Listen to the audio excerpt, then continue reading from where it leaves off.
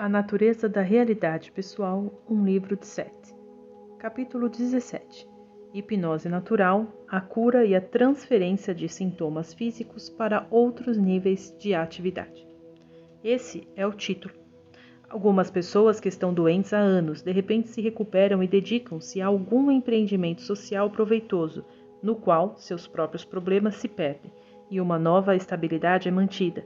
Em geral, isto representa uma transferência simbólica de sintomas do corpo para uma estrutura social. Vou terminar aqui o ditado, simplesmente queria dar o título e a direção. 21h40, segunda-feira. Não vou, iniciando novamente o ditado de 7. Não estou sugerindo que todos os assistentes sociais sejam guiados por problemas pessoais. Por outro lado, é bem verdade que muitas dessas sugestões se transformam em desafios como uma mudança mental, sendo então usados como gatilhos para alterações sociais. Nesses casos, o dilema é projetado para fora do eu e visto como uma condição exterior que pode ser manipulada. Na verdade, há uma transformação mágica. Esta não é para ser entendida, entretanto, como uma declaração de que todos os atos criativos resultam de problemas ou neuroses individuais. É bem o contrário, na verdade. Esses problemas projetados externamente nunca podem realmente ser resolvidos no que concerne ao indivíduo, uma vez que sua fonte não é compreendida. Uma vez que a fonte não é compreendida, nenhuma manipulação exterior na estrutura social será suficientemente eficaz e a pessoa envolvida verá o problema personificado em cada questão. Assim, mesmo as melhorias no esquema social serão invisíveis para sua percepção. Não serão notadas e parecerão minúsculas em comparação com o problema. O mesmo tipo de reação ocorre quando você se concentra em uma doença pessoal e depois considera quaisquer melhoras como insignificantes, porque sua atenção está firmemente focalizada nos aspectos negativos. Uma conversão pode libertar completamente uma pessoa de sintomas físicos, qualquer tipo de conversão. No termo geral, inclui um forte despertar emocional e um envolvimento emocional recente, a afiliação ou senso de pertencer. Isso pode envolver religião, política, arte ou simplesmente uma paixão. Em todas essas áreas, o problema, seja qual for sua natureza ou causa, é de alguma forma magicamente transferido para outra esfera de atividade, projetado para longe do eu. Grandes bloqueios de energia são removidos.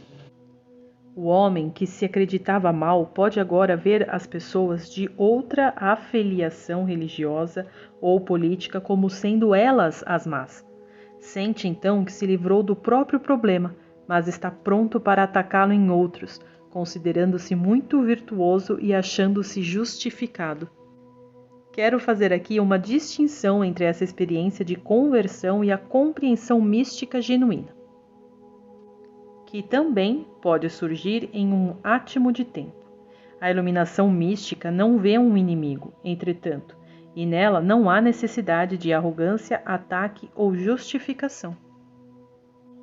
Um exemplo óbvio foi a conversão do apóstolo Paulo, de Tarso, na estrada de Damasco por volta de 36 d.C., alguns anos após a, entre aspas, morte de Jesus. O amor, como geralmente vivenciado, permite que uma pessoa encontre um senso de valor pessoal em outra durante um tempo e, pelo menos momentaneamente, deixe que a crença de outra pessoa em suas boas qualidades substitua suas próprias crenças em sua falta de valor. Torno a fazer uma distinção entre esse tipo de amor e um amor maior, no qual duas pessoas, conhecendo seu próprio valor, são capazes de dar e de receber. Repito que você faz sua realidade. Quando pensa no mundo, nos grupos sociais, nos grupos políticos, em seus amigos, em sua experiência particular, tudo isso é atraído para sua esfera de atividade por suas crenças. A hipnose natural, como explicada no último capítulo, leva-o a procurar situações que confirmem suas crenças e a evitar as que as ameacem.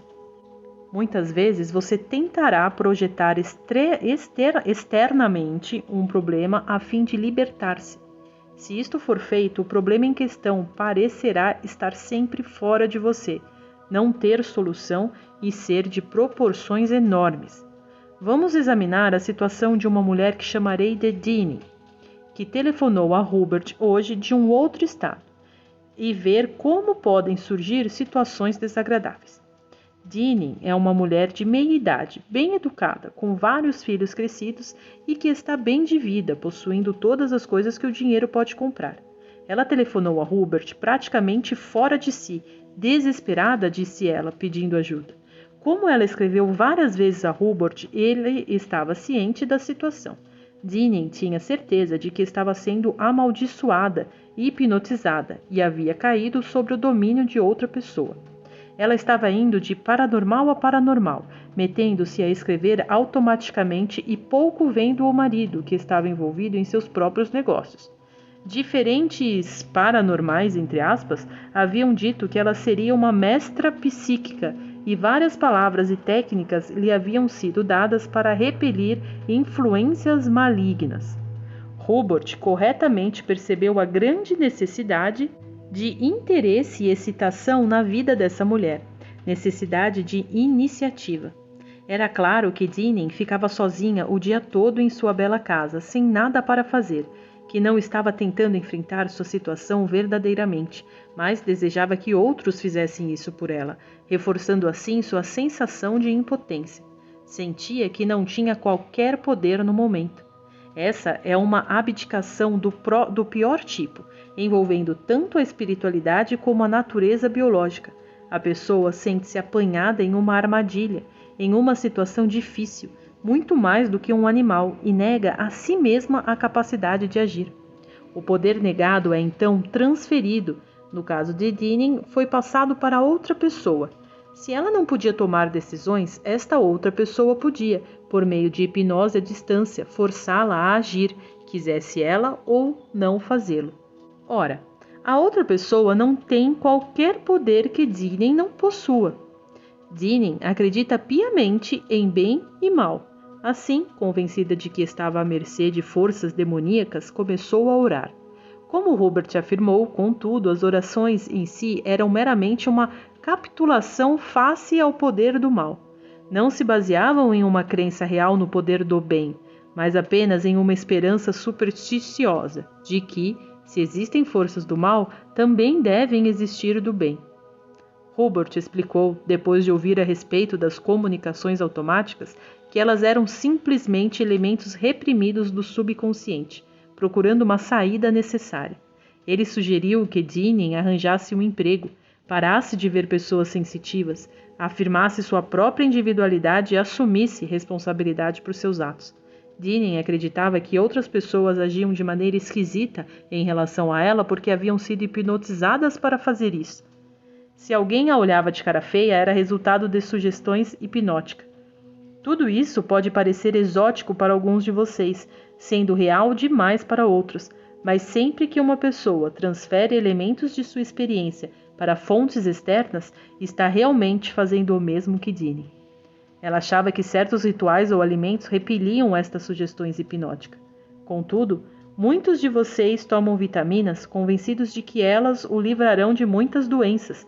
Dentro do sistema de crenças de Deanie, ela estava agindo muito racionalmente, e em seu sistema de crenças vocês estão fazendo o mesmo. Vocês estão convencidos da realidade da doença. Ela talvez não esteja tentando pegá-los de maneira tão viciosa quanto Deanie acredita que o mal esteja determinado a ameaçá-la, mas as questões são as mesmas. Se você acredita que vai ficar gripado toda vez que apanha um vento, está usando hipnose natural. Se acha que precisa atender às ordens de todas as pessoas, é como Deanie, que acredita que precisa fazer o que o tal hipnotizador lhe diz. No seu caso, Deanie desistiu da responsabilidade por suas ações e iniciativas, mas como a pessoa precisa agir, as razões foram atribuídas a outra pessoa. Deanie cuidadosamente escolheu o território no qual essas aventuras deveriam ocorrer. Durante algum tempo, com os filhos crescidos, ela se sentiu sozinha, desnecessária, sem a estrutura da ação vital em que antes cuidara de sua família. E assim, a grande energia de seu ser, antes dirigida para os filhos, não tinham por onde escapar. Agora a vida dela, embora difícil, tem seu próprio estímulo. Ela é uma heroína, batalhando forças cósmicas do bem e do mal e sendo suficientemente importante para que outra pessoa deseje controlá-la. Até os animais buscam estímulos e sentem prazer na existência. Assim, embora de uma forma mal direcionada, Zinni está manifestando uma necessidade definida de seu ser. Hubert também sugeriu um conselho, mas até Zinni estar pronta para abandonar as crenças que tem, por outras que lhe permitam dar vazão às suas próprias habilidades, enfrentará problemas. Zinni tem excelente saúde, porém, e é uma mulher muito atraente. Ela não escolheu uma situação na qual sua saúde ou sua beleza pudessem correr perigo. Também evitou qualquer envolvimento sexual fora do casamento. Escolheu a arena psíquica, porque sentiu ser uma coisa incomum, cheia de todos os tipos de mistério. Qualquer dificuldade encontrada ali, automaticamente teria um tipo de glamour e distinção. Quanto mais era encorajada por outros com as mesmas crenças, mais profundamente crescia seu envolvimento. Toda pessoa tem o que chamarei de território psíquico do poder. Ele representa uma área inviolada na qual a pessoa insiste em manter supremacia, consciente de sua singularidade e habilidades. Esta região psíquica será protegida a todo custo, e aqui realmente há imunidade contra todas as doenças ou carências. Outras porções da psique podem ser campos de batalha de problemas, mas a pessoa não se sentirá realmente ameaçada, de uma forma crítica, enquanto este território fundamental permanecer intacto. Por toda a sua conversa sobre desespero, portanto, vemos como Zinni escolheu seu campo de conflito. Ela evitou qualquer tipo de deformação ou problema sério de saúde, coisas que para ela seriam um perigo muito maior. Devido a diferentes características pessoais, há quem conserve as qualidades da mente invioladas, digamos, resolvendo seus desafios através de doenças do corpo. Outra pessoa poderá escolher a mais extrema pobreza, projetando seus conflitos nessa situação. Outra poderá escolher o alcoolismo. Nesses casos, pode haver uma sensação de pânico se o analista ou o amigo tentar mudar as áreas de conflito. Por exemplo, o alcoólatra conhece bem o campo de batalha que escolheu. Uma pessoa doente, que de repente fica boa, tem que enfrentar dilemas que foram ignorados antes, ou personificados pela doença. Zinni, sem o apoio da estrutura que escolhera, teria que enfrentar as questões que projetara ali. Mas todas as dificuldades interiores podem ser resolvidas pela compreensão de que você forma sua própria realidade e de que seu ponto de poder está no presente. O hábito de não enfrentar problemas, que na verdade são desafios, pode criar um vício. A sensação de impotência em um campo pode ser transferida para outros. Quando isso acontece por meio da hipnose natural, até o território psíquico do poder pode ser atacado. Aí o indivíduo sente-se totalmente provocado, ameaçado e compreende, provavelmente pela primeira vez, a natureza da crença e de seus próprios problemas. Aí temos as lutas da vida e da morte em termos criativos. Algumas curas ou mudanças miraculosas podem ocorrer em torno dos 40 anos. Tudo isto está intimamente ligado à sua estrutura biológica, que segue a interpretação que a mente consciente faz da realidade. Como disse antes, seus pensamentos são a realidade. Eles afetam diretamente seu corpo. Parece que vocês são um povo altamente civilizado, porque colocam seus doentes em hospitais onde podem ser tratados. O que fazem naturalmente é isolar um grupo de pessoas cheias de crenças negativas sobre doenças. As crenças são contagiosas. Os pacientes estão em hospitais, é claro, porque estão doentes. Os doentes e seus médicos trabalham todos sobre este princípio. As mulheres, quando dão à luz, são colocadas neste mesmo ambiente, o que pode lhes parecer muito humano, mas a estruturação de todo o sistema faz com que o parto não pareça resultado de saúde, mas de doença. Os estímulos na direção da saúde são eficazmente bloqueados nessas organizações. Os doentes são todos reunidos e a eles são negadas todas as condições normais e naturais, incluindo as motivações compensadoras que talvez fossem suficientes para restaurar-lhes a saúde. Este isolamento já seria bastante ruim sem a aplicação de drogas destinadas a ajudar, mas em geral ministradas sem compreensão.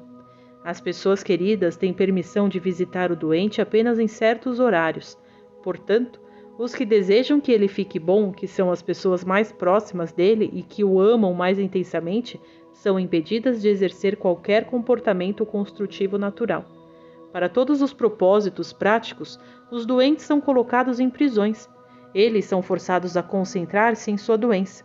Tudo isto se aplica independentemente de outros efeitos desumanizadores, como superlotação, recusa de privacidade humana e, em geral, a negação da dignidade. A pessoa sente-se impotente à mercê de médicos e enfermeiras que, muitas vezes, não têm tempo nem energia para ser agradáveis ou para explicar a situação do doente em termos de que ele possa entender. O paciente é, portanto, forçado a transferir seu próprio senso de poder para outros, o que aprofunda ainda mais seu sofrimento. Isso, por sua vez, reforça a sensação de impotência que deu início à condição em que se encontra. Além disso, os elementos naturais do sol, do ar e da terra lhe são negados. A estabilidade do que lhe é familiar é afastada dele. Agora, com seu conjunto de crenças, você se vê mais ou menos obrigado a ir para um hospital quando tem algo sério. Não quero dizer aqui que muitos médicos e enfermeiras não tentem o possível para promover a cura, e certamente elas ocorrem, mas isso acontece a despeito do sistema e não por causa do sistema. Em muitos casos, a crença de um médico em uma pessoa que está doente reaviva-o e reacende sua própria crença em si mesmo. A confiança do paciente no médico reforçará, então, todo o procedimento médico, e o paciente poderá encher-se de fé em sua recuperação. Mas, assim como existem processos de cura nos animais, eles também existem em sua raça. A doença, em geral, representa problemas não enfrentados em seus termos, e seus dilemas incorporam desafios que têm o fim de guiá-los a maiores realizações e maiores empreendimentos. Como o corpo e a mente atuam tão bem juntos, um tentará curar o outro, o que em geral conseguem fazer sozinhos. O organismo tem suas próprias crenças na saúde, que são inconscientes de sua parte. Você faz parte de seu ambiente, você forma-o. Contudo, a energia que forma você e o ambiente brota viva em cada pessoa pelo seu cruzamento com o mundo físico. O sol o faz sorrir. O sorriso ativa lembranças agradáveis, conexões neurológicas, funcionamentos hormonais. Ele lhe lembra sua condição de ser humano. Os velhos curandeiros atuavam dentro do ambiente da natureza, utilizando as grandes habilidades de cura da natureza e dirigindo suas qualidades práticas e simbólicas de uma forma criativa. Em seus hospitais, contudo, vocês tiram os pacientes de seu ambiente natural e muitas vezes lhes negam os confortos de um ser humano. Há pouco envolvimento emocional. Os senis, em seus esforços para fugir de seus cubículos nos sanatórios, em geral mostram uma sanidade muito maior à sua maneira, do que os parentes ou a sociedade que os aprisionaram, pois eles reconhecem intuitivamente a necessidade de serem livres e percebem a falta de comunhão mística com a terra, que lhes está sendo negada. Pequenos hospitais em terreno amplo, onde todos tivessem a liberdade de usar o corpo, com exceção dos acamados, poderiam ser uma solução muito melhor do que o que vocês têm. Em seu sistema, porém, da forma que é organizado, um ambiente assim é impossível, a não ser para os mais ricos. Em muitos grupos de animais, o que está doente se isola durante um período de descanso, no qual também fica livre para procurar as condições naturais mais propícias à saúde. Ele se locomove para encontrar certas ervas ou deita na lama ou no barro junto a certos rios. Em geral, é ajudado por outros de sua espécie, mas ele é livre. Quando é colocado morto por os seus irmãos, não é por um ato de crueldade, mas por uma compreensão animal de que a criatura já não pode viver fisicamente sem agonia. Há uma eutanásia muito natural, com a qual o paciente também concorda. Na sua sociedade, essa morte natural é muito difícil e, devido às estruturas de poder, dificilmente pode ser favorecida. Entretanto, ninguém que decide morrer é salvo da morte pela profissão médica. Em níveis mais profundos, o indivíduo compreende ter que deixar seu corpo em um momento ou outro. malogrado o seu desejo de sobrevivência. Quando chega essa hora, a pessoa o sabe, e a grande vitalidade do espírito já não deseja ficar enclausurado em um corpo físico sofredor. Aqui, porém, a profissão médica em geral usa todos os avanços tecnológicos para forçar o eu a permanecer dentro de sua carne, quando naturalmente a alma e a carne se separariam. Existem mecanismos normais de entrelaçamento que preparam o eu para a morte, até interações químicas que a tornam mais fácil fisicamente, explosões de aceleração, em seus termos, para impelir o indivíduo facilmente para fora do corpo. As drogas apenas atrapalham o processo. Certos tipos de medicamento realmente ajudam, mas os ministrados em seus hospitais simplesmente drogam a consciência, tirando-lhe a compreensão e inibem os mecanismos do corpo que facilitariam a transição. Em suas prisões, vocês fazem a mesma coisa, naturalmente, isolando grupos de pessoas com crenças semelhantes, negando-lhes todos os estímulos naturais, de modo que acontece uma propagação maior de crenças semelhantes. Vocês separam essas pessoas do contato normal com seus entes queridos e de todas as condições usuais de crescimento ou desenvolvimento. Este é o fim do ditado. Seção 662, 9 de maio de 1973, 21h40, quarta-feira. A maioria dos criminosos, dentro ou fora das prisões, compartilha uma sensação de impotência e um ressentimento resultante dela. Assim, procuram assegurar-se de que são verdadeiramente poderosos por meio de atos antissociais, em geral violentos. Eles desejam ser fortes, enquanto acreditam em uma falta de força pessoal. Foram condicionados e, além disso, condicionaram-se a crer que precisam lutar por quaisquer benefícios. A agressão torna-se um método de sobrevivência. Como acreditam com tanta força no poder dos outros e em sua própria impotência relativa, sentem-se forçados a praticar atos agressivos quase como se fossem medidas preventivas contra uma violência maior que será praticada contra eles. Sentem-se isolados e sozinhos, desconsiderados, cheios de uma raiva constantemente expressa, em muitos casos, embora não em todos, por meio de uma série contínua de crimes sociais menores ou maiores. Isso se aplica sejam ou não cometidos grandes crimes. Portanto, a simples expressão da agressão sem entendimento não ajuda. No caso de criminosos e seus sistemas de crença, a agressão tem um valor positivo. Torna-se uma condição de sobrevivência. Muitas outras características que poderiam abrandar esse comportamento são minimizadas e podem ser vistas como perigosas por eles. Seção 663, 14 de maio de 1973, 21h09, segunda-feira. Vocês isolam o elemento criminoso, portanto, em um ambiente no qual são negadas quaisquer compensações. Toda a estrutura de uma prisão, com suas grades, é um lembrete constante para o convicto de sua situação, reforçando sua dificuldade original. Toda a vida familiar normal lhe é negada, e além da concentração geral sobre o problema em questão, todos os outros estímulos são propositadamente mantidos em um nível mínimo. À maneira deles, o diretor do presídio e os guardas aceitam o mesmo conjunto de crenças de seus prisioneiros. A ideia de força e poder é acentuada de ambos os lados, e cada um aceita que o outro é seu inimigo. Os guardas estão certos de que os presos são o refúgio da terra e precisam ser controlados a todo custo. Ambos os lados aceitam o conceito da agressão humana e da violência como método de sobrevivência.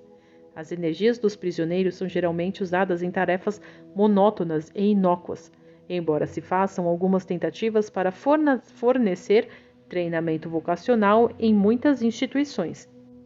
Tanto os prisioneiros quanto os funcionários acreditam que a maioria dos que estão atrás das grades agora voltará para lá repetidas vezes. Os presos projetam seus problemas pessoais sobre a sociedade. A sociedade retribui o favor. Da mesma forma, as pessoas sempre pensam em certas características como animais e malignas e tentam isolar essas porções de outras áreas de suas próprias atividades. Há sempre um envolvimento de poder ou de falta de poder, bem como das atitudes que cercam ambos os casos. Lembre-se de Augustus, no caso mencionado antes neste livro. Ver capítulo 6 e a seção 633, capítulo 8. Augustus sentia-se potente, considerando o poder em termos de agressão e violência, e assim isolou essa porção de si mesmo e projetou-a em um segundo eu. Só quando este segundo eu tornou-se atuante, pôde ele demonstrar qualquer poder. Como seu conceito básico colocava a agressividade e o poder como uma coisa só, porém a força para agir automaticamente significava a força para ser agressivo. E nesse caso, a agressão era então equiparada à violência. Ora, à sua maneira de um modo singular, houve ali uma transferência de problema. A necessidade de agir e estar no controle da ação é muito grande nos seres conscientes. Augustus, na verdade, criou para si uma posição de poder a partir da qual podia agir, pelo menos durante um tempo. Ele precisou fingir amnésia para esconder esse mecanismo de si mesmo. Enquanto o poder é equiparado à violência, a pessoa sente necessidade de controlar a agressão normal de seu comportamento e, considerando o poder como violento, terá um certo medo de agir. Ela considerará a bondade e a impotência como mais ou menos sinônimas e equipará o poder ao mal. Não desejando enfrentar esse mal em si mesma, poderá então expulsá-lo, transferindo-o para uma outra área. Como sociedade, vocês podem projetá-lo sobre os criminosos, como nação, sobre um país estrangeiro. Como pessoa, pode colocar este poder sobre um empregador, um sindicato ou qualquer outro segmento da sociedade. Em qualquer área que escolher, porém, irá sentir-se relativamente fraco em comparação com a força que projetou para fora de si. Uma pessoa enfrenta o próprio poder que renegou, sempre que se sente fraca em comparação com outra pessoa ou quando se vê em uma situação que a amedronta. Poder não implica basicamente superioridade em relação a ou sobre ou um ou qualquer coisa. Há o poder do amor, mas, por exemplo, o poder para amar. Ambos envolvem ação e vitalidade, e um impulso agressivo que nada tem a ver com violência. Entretanto, muitos sofrem sintomas físicos ou enfrentam situações desagradáveis por medo de utilizar seu poder de ação, equiparando poder à agressão, significando violência. Ver seção 634, capítulo 8. Esses sentimentos provocam culpas artificiais. O defensor ardoroso da pena de morte sente que ele próprio deveria ser condenado à morte a fim de pagar pela grande agressividade e violência que traz dentro de si, mas que não ousa expressar. O criminoso ou assassino que é executado morre pelo mal que existe dentro de cada membro da sua sociedade, ocorrendo então uma transferência mágica. O amor é impulsionado por todos esses elementos da agressão natural e é poderoso, mas como vocês fizeram essas divisões entre bem e mal, o amor parece fraco e a violência forte. Isso se reflete em muitos níveis de suas atividades. O demônio torna-se uma figura maligna poderosa, por exemplo. O ódio é visto como sendo muito mais eficiente que o amor. Em sua sociedade, o varão aprende a personificar a agressividade com todas as atitudes antissociais que normalmente ele não pode expressar. A mente criminosa expressa-as para ele, e assim surgem as atitudes ambíguas por parte da sociedade, onde os renegados são muitas vezes romantizados. O detetive e seu criminoso usam versões da mesma máscara. Nessa mesma linha, vocês criam segregações, isolam os doentes, pois são impotentes, colocam os criminosos todos juntos e deixam os velhos em instituições ou guetos culturais com sua própria espécie. Temos aqui transferências de problemas pessoais e agrupamentos de crenças. O elemento criminoso representa as agressões temidas e não enfrentadas do próprio indivíduo. Esses temores ficam fechados em cada um, e as pessoas que as expressam socialmente são encarceradas. O encarceramento forçado de homens violentos em geral leva a tumultos e à agressão normal quando trancado dentro do indivíduo. Costuma provocar tumultos psicológicos e explosões de sintomas físicos. Em todos os casos, pouco esforço é feito para compreender os problemas básicos que estão por trás da situação. E a segregação social apenas aumenta a pressão, por assim dizer, de modo que as pessoas com as crenças semelhantes são mantidas em situações que apenas perpetuam as causas básicas. Sem o saber, os doentes em geral cedem aos médicos seu poder para agir em questões de saúde. Os médicos aceitam esse mandato, pois compartilham a mesma estrutura de crenças, de modo que a profissão médica, obviamente, precisa dos pacientes tanto quanto os doentes precisam dos hospitais. A sociedade, como vocês a conhecem, não compreendem a natureza da agressão normal, considerando-a violenta. As prisões e delegacias de polícia precisam dos criminosos da mesma forma que os criminosos precisam delas, pois todos atuam dentro do mesmo sistema de crenças. Cada um aceita a violência como método de comportamento e sobrevivência. Se a pessoa não entende que cria sua própria realidade, pode atribuir todos os bons resultados a um Deus personificado, precisando da existência de um demônio para explicar a realidade indesejável. Assim, as igrejas, como existem hoje na sociedade ocidental, precisam de um demônio também, e também de um Deus. A agressão natural é simplesmente o poder de agir. Sua atitude sobre essas questões lhe dirá muito sobre você mesmo e influenciará a sua realidade pessoal. Se equiparar poder à juventude, isolará os velhos, transferindo para eles sua própria impotência rejeitada, e eles aparecerão uma ameaça a seu bem-estar. Se concordar que violência é poder, punirá os criminosos com um grande sentimento de vingança, pois considerará a vida uma luta de poder e se concentrará nos atos de violência sobre os quais lê. Isso poderá atrair esses aspectos para sua vida pessoal, de modo que você próprio se depare com a violência, aprofundando assim sua convicção. Se aceitar a ideia básica de que o mal é mais poderoso que o bem, seus atos de generosidade darão poucos frutos devido à sua estrutura pessoal. Você lhes atribui pouco poder de ação. Há muitas crenças secundárias ligadas a essas convicções. Elas podem todas trabalhar de tal forma que você negue a si mesmo o uso de suas habilidades, e isso, por sua vez, fará com que você as projete externamente sobre outros. Se aceitar a ideia de que o conhecimento é mau, por exemplo, então, de acordo com essa crença, todos os seus esforços para aprender serão inúteis ou lhe trarão grande desconforto. Você não irá confiar em qualquer conhecimento que lhe chegue com facilidade, pois sentirá que tem que pagar, fazer penitência pela conquista de qualquer sabedoria.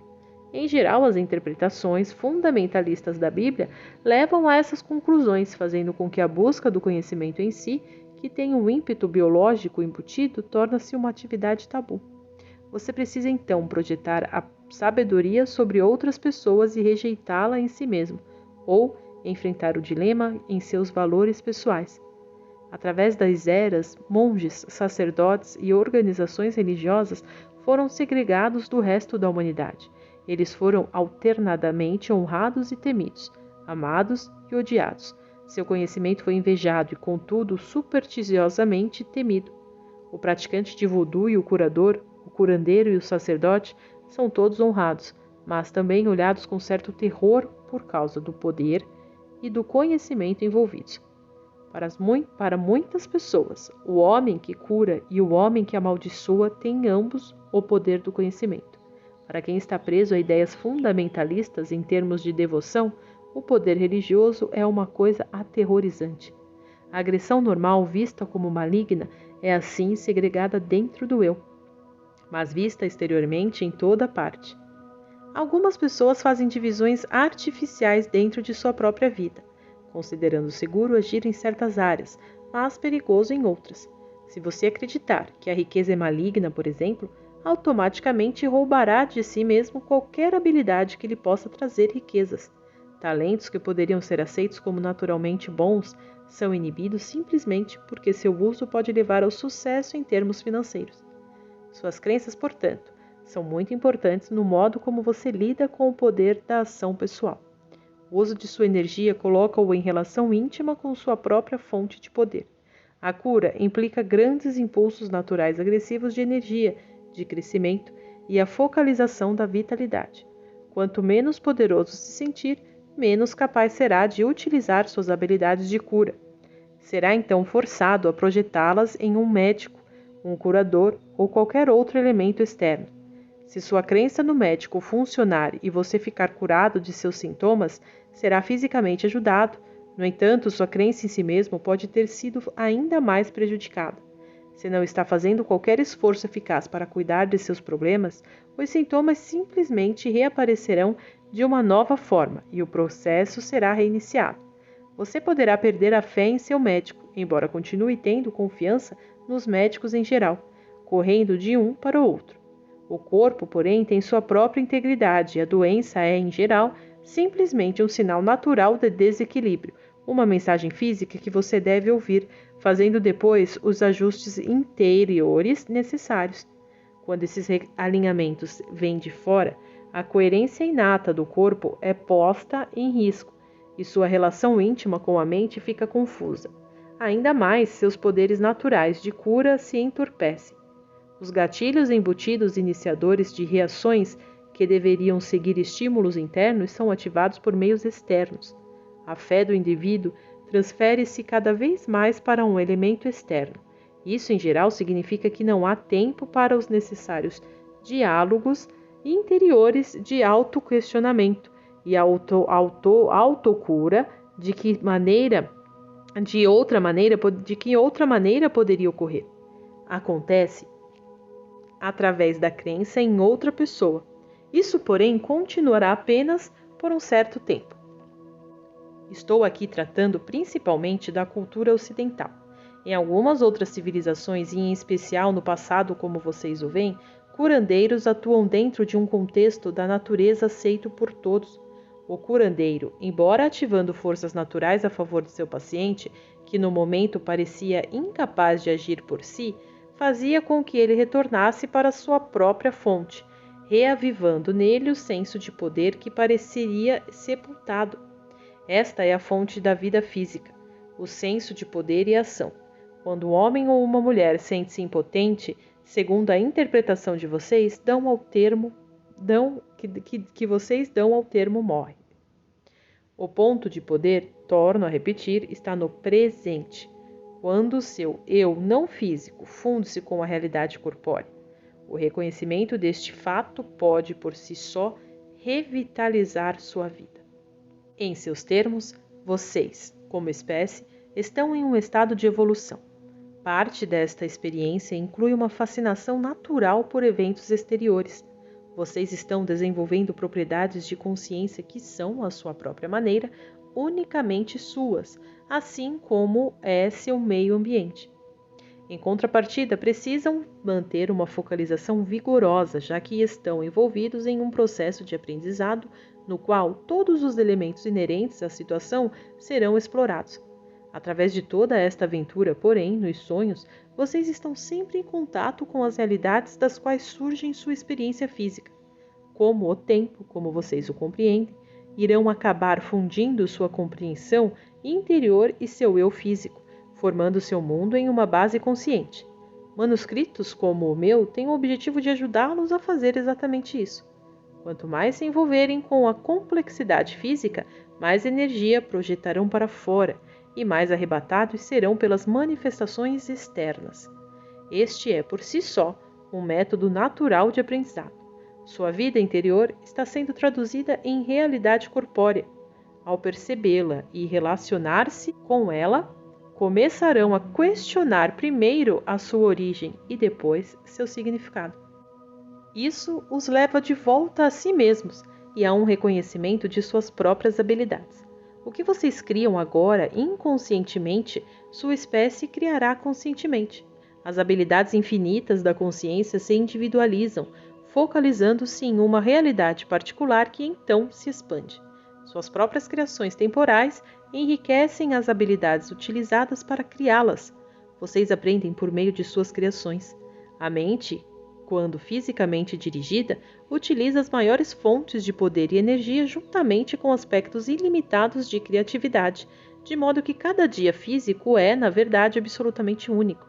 Não podem, portanto, esperar que qualquer porção de seu ambiente permaneça estática, e a condição do seu corpo está constantemente em um estado de fluxo e mudança. Sua estrutura social, desde as maiores metrópoles, às menores fazendas, das áreas mais ricas aos guetos mais pobres, dos monastérios às prisões, reflete a situação interior do eu individual e as crenças pessoais que cada um de vocês possui. Se utilizarem o ponto de poder adequadamente, como descrito na seção 657, capítulo 15, sentirão a energia não física, traduzida em poder pessoal efetivo por meio de seu cruzamento com a carne. Serão capazes de usar esse poder conscientemente, com propósito para mudar sua experiência pessoal, mudando assim, pelo menos parcialmente, a estrutura social. Estes exercícios ajudam à evolução de sua consciência e também o servirão de uma forma que talvez nem suspeite. A aceitação de seu próprio poder irá automaticamente fluir através de sua experiência, ativando também sua vida durante os sonhos e provendo novos impulsos úteis à sua realidade do dia a dia. Você já não precisará transferir seu senso de poder para outros.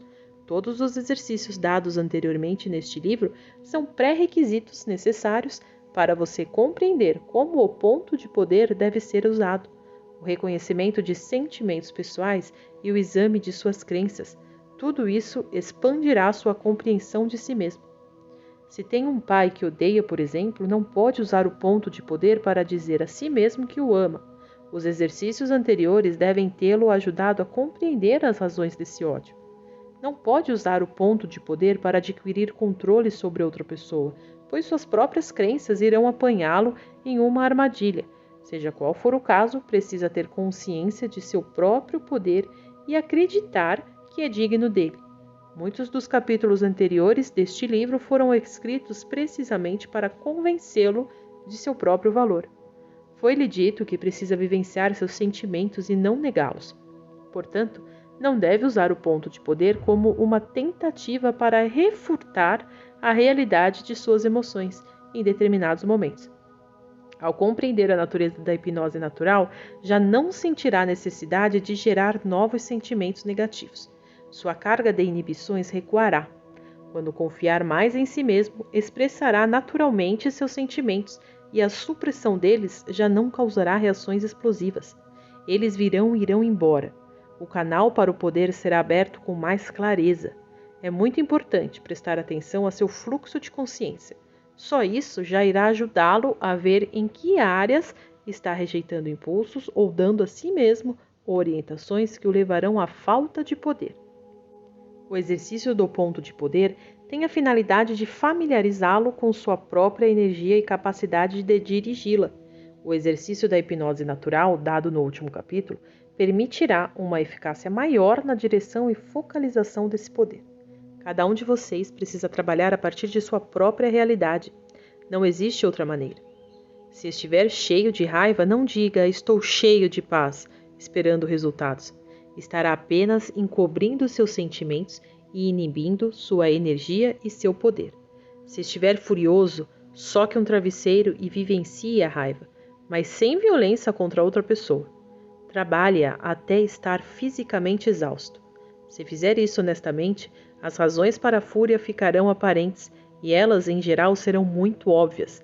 Você simplesmente não deseja enfrentá-las. Em quase todos os casos, seus sentimentos estarão traduzindo um senso de impotência de sua parte, onde você delegou força a uma situação ou pessoa e, em contraste, sentiu que seu esforço era inútil. Depois use o ponto de poder e sinta a energia de seu ser movendo-se através de sua experiência. O conhecimento de seu próprio poder libera-o de todos os temores e, portanto, de toda a raiva.